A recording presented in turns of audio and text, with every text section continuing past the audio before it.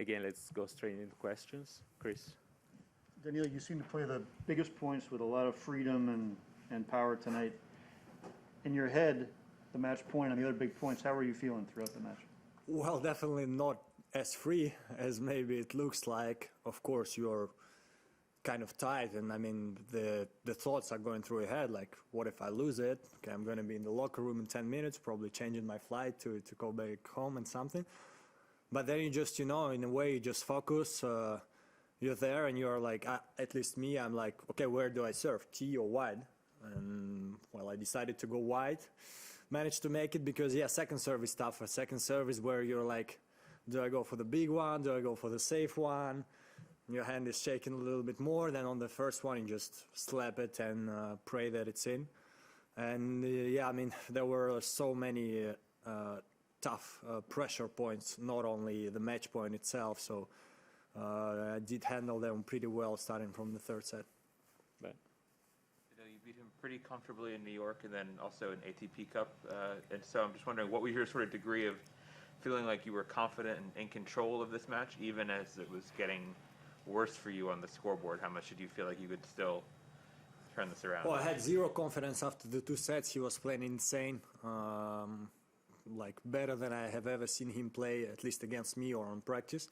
Because, well, I cannot watch every of his match, so maybe he did show his this level before, but me, I have never seen him play like this. Like, it was unreal, and I didn't show exactly my best level, was missing just a little bit too much. Yeah, so third set, I had zero confidence in myself and in the outcome of the match, and I just tried to fight. Catherine? Offbeat question, Daniil, but Felix has quite a unique, distinctive grunt, and it sounded at times tonight like you were maybe mimicking that. Would that be right? To be honest, in life, I think that's my character.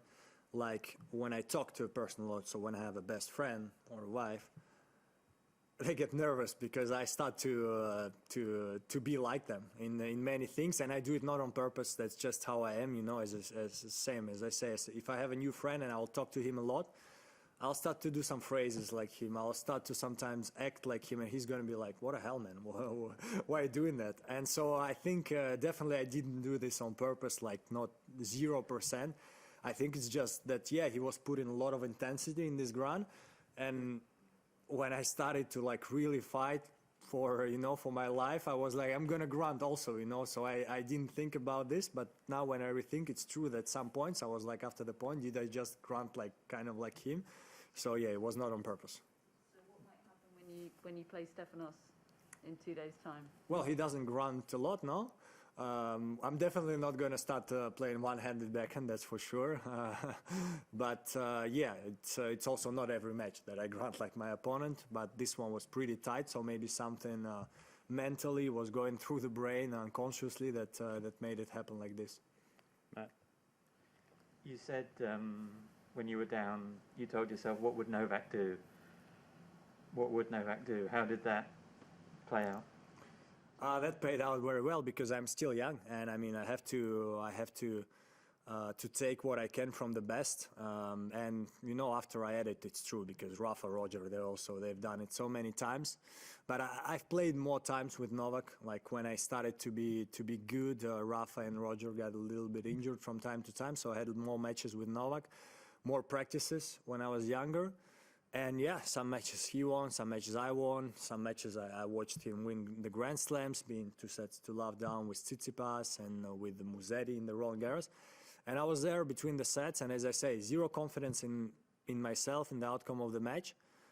I was like, what would the best players in the world do, which I'm part of, but still young and still, yeah, very far in Grand Slam titles and all like this.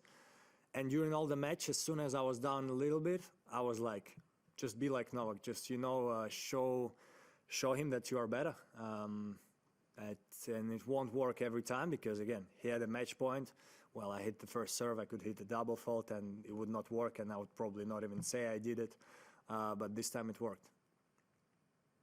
Were you wondering what the reaction would be when you said Novak's name at the arena? You were sort of giggling as you said it? They would, but again, I mean, I'm as a person, I'm trying to be honest. Of course, sometimes I cannot talk about everything because we live in the time where you cannot say everything you think.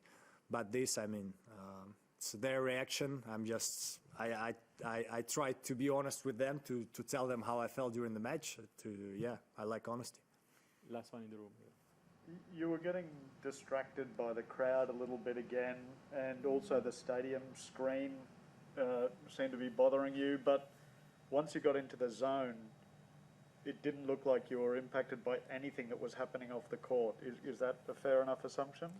Well, crowd, no, not at all. I don't think they were really, I think, correct. Beginning of the match, a little bit for both of us between first and second serve, but then I think it was really, really correct. I actually feel like, it was good both sides. You know, I tried to pump them up. They were for me sometimes to come back.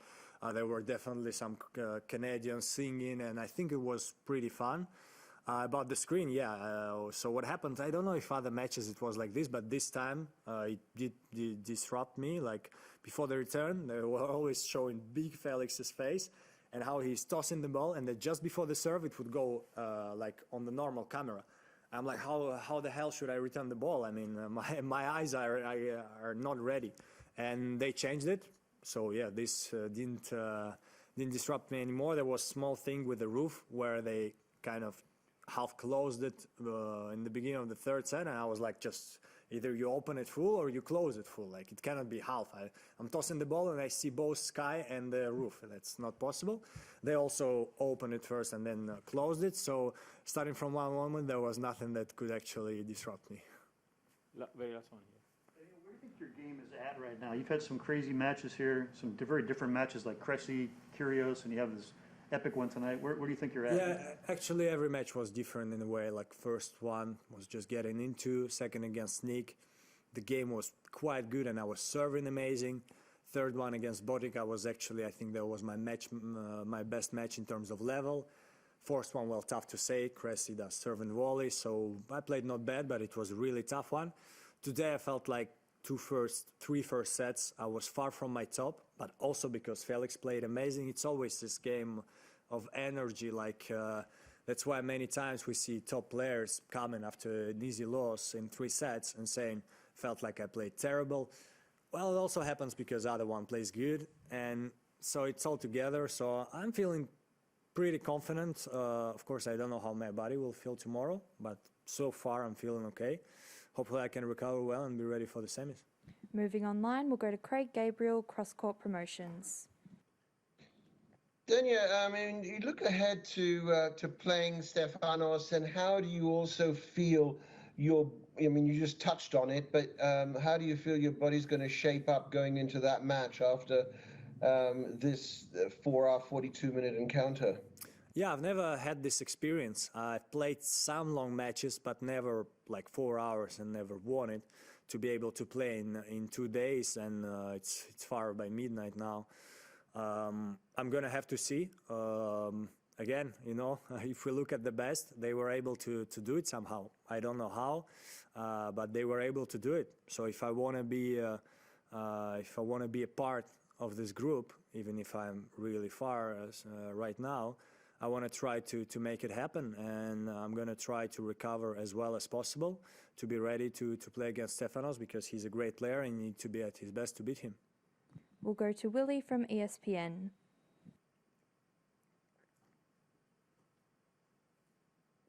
Hi, Daniil. It doesn't happen where a guy wins his first major and then comes right back and wins the next one. How is that a specific challenge for you, both mentally and physically?